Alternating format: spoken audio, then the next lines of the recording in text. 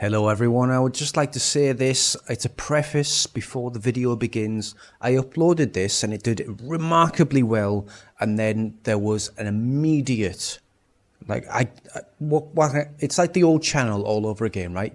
The video does well and then there's something that happens and it just dies. Is that normal? Let me know if you've got a YouTube channel. Does this look normal? Let me know in the comments.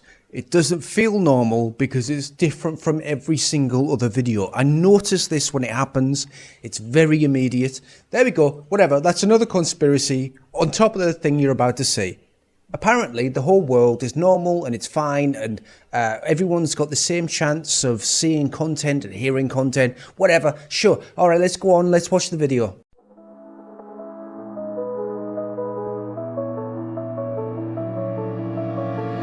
Hello everyone, welcome back. So tell me if I'm right, a lot of you will have seen that clip that's going around at the moment. It's from BBC Question Time and it's of, I think his name is Darren Jones.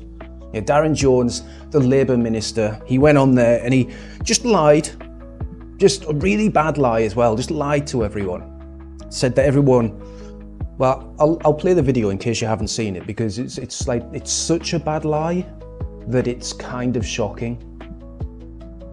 But here's the thing, I don't think that was the shocking thing when I saw it. The shocking thing is something that is probably a little bit easy to miss, but once you see it, you can't unsee it. So we'll talk about that afterwards as well. Here's the clip.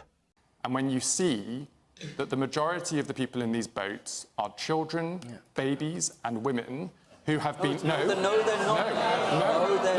No, you have got to take... No, look, I get this is... North of 90% of them are adult men. Let me be... No. So, you might be one of those people right now that are clapping, right? In the background. You agree with him? That guy who was just speaking, that... I don't know who he was called, right? He was some brown guy. But he was making sense, right? The Labour guy came across like an idiot. Everyone knows that it's not just women and children in the boats. Who could possibly say that and still have a career or be taken seriously? It's a good job he was a Labour minister. No one really important. Kind of like a sacrifice.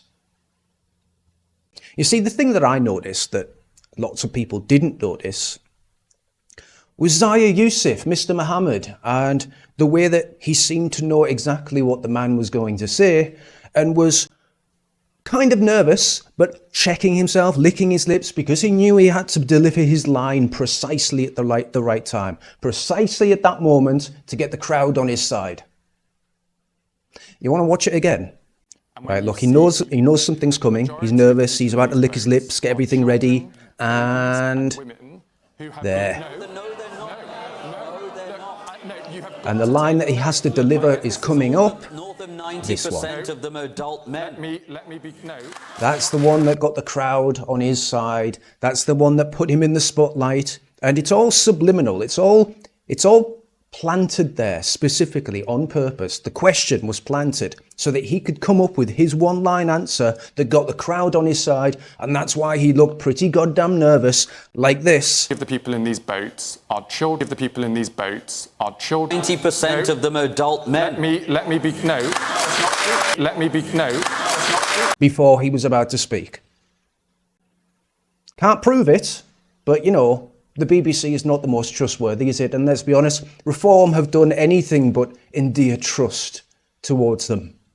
And I just want to say, I do think that the idea of Mohammed stepping down as chairman and being the leader of Doge UK, I think that's just a sideshow. I think he was getting too much flack as the chair. He was making too many speeches. He's not very likeable. People don't trust him. So they've moved him somewhere else.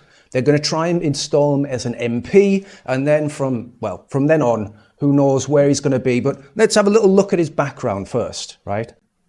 So this is the man that we're supposedly going to elect as an MP and trusted, as the chair of reform and now as the Doge leader or whatever that is. So one company is called Velocity Black, which is an AI-driven concierge service for the rich.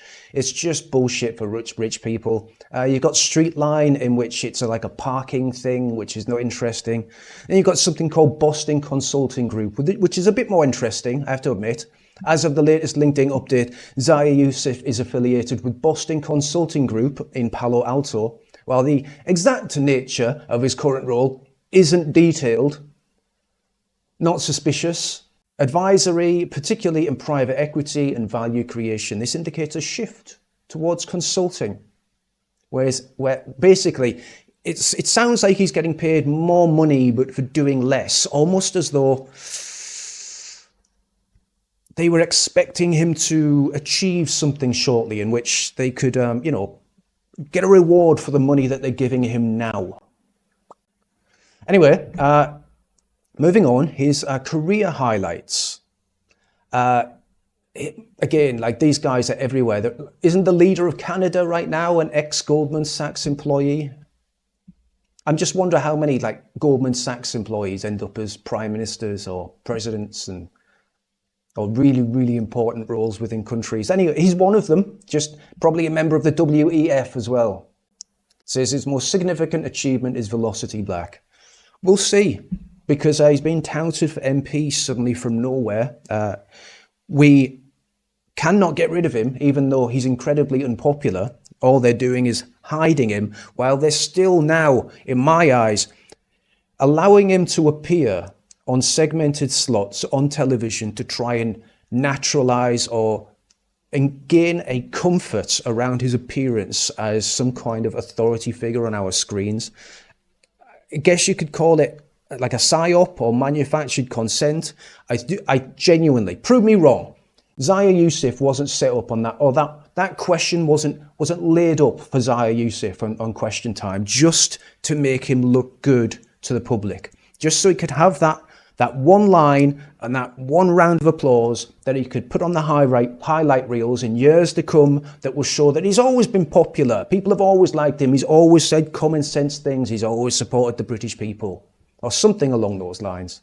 It just feels set up, guys. All right, guys, listen, just let's not forget that Zaya, Mr. Mohammed, came from nowhere, out of absolute nowhere. No one knew who he was, and then he was installed as the chairman of Reform. Not only that, he's been incredibly polarizing. He seems to be isolating and then politically eliminating anyone that's opposed to Islam. Nigel refuses to criticize any of his behavior, even though he's tried to get innocent men arrested and tried to ruin their careers. I think in terms of dealing with staff, etc., there was a bit of a Goldman Sachs type mentality. I mean, and politics is different. The word is he was quite dictatorial from the centre, didn't like feedback, thin-skinned, is that fair to say? No, tough. So the rest of the story is pretty simple. Zaya kicked off because Putin wanted to ban the burqa. That was a step too far, step too much for Mr. Mohammed. So he kicked off, tried to get her fired or kicked out of the party. But she's an MP, so good luck with that.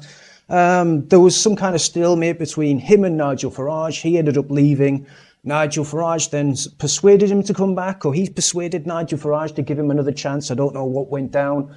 End result, he came on TV, made a snide apology, said that he's changed, said that he's going to work with Doge instead and work on efficiencies or whatever.